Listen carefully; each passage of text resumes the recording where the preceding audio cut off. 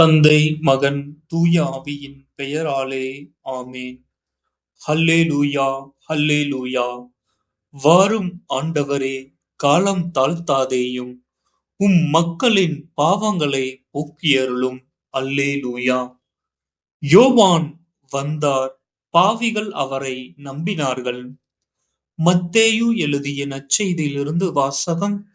அதிகாரம் 21, இறை வசனங்கள் 28 முதல் 32 முடிய.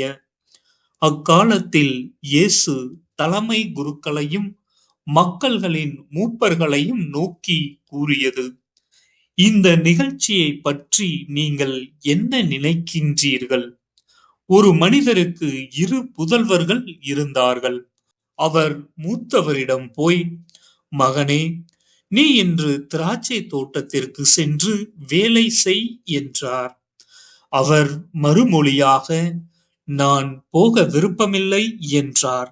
ஆனால் பிறகு தம் எண்ணத்தை மாற்றிக்கொண்டு போய் வேலை செய்தார். அவர் அடுத்த மகனிடம் போய் அப்படியே சொன்னார். அவர் மறுமொழியாக, நான் போகிறேன் ஐயா என்றார். ஆனால் போகவில்லை. இவ்விருவருள் எவர் தந்தையின் விருப்பப்படி செயல்படுபவர் என்று கேட்டார். அவர்கள் மூத்தவரே என்று விடையளித்தனர். இயேசு அவர்களிடம், வரிதாண்டுவோரும் விலைமகளிரும் உங்களுக்கு முன்பாகவே இறையாட்சிக்கு உட்படுவர் என உறுதியாக உங்களுக்கு சொல்கின்றேன். ஏனெனில் யோவான் நீதி நெறியை காட்ட உங்களிடம் வந்தார். நீங்களோ அவரை நம்பவில்லை. மாறாக வரி தண்டுவோரும் விலைமகளிரும் அவரை நம்பினர்.